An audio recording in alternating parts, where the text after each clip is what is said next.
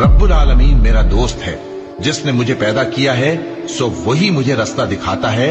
और वो जो मुझे खिलाता और पिलाता है, और जब मैं बीमार पड़ता हूं तो मुझे शिफा बख्शता है,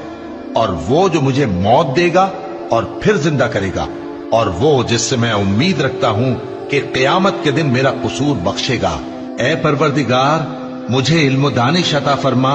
और नेकूकारों में शामिल फरमा, और बाद वाले लोगों में मेरा जिक्र नेक बाकी रखियो, और मुझे नेमत की बहिश्त के वारिसों में शामिल कीजो,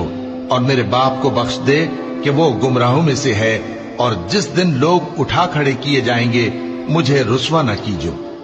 जिस दिन न माल ही कुछ फायदा दे सकेगा और न बेटे। हाँ, जो शख्स अल्लाह के पास बेरोग दिल लेकर आया वो बच जाएगा, और बहिश्त परहेजगारों के करीब कर दी जाएगी, और दोज़ख गुमराहों के सामने लाई जाएगी, और उनसे कहा जाएगा कि जिनको तुम पूजते थे वो कहाँ हैं।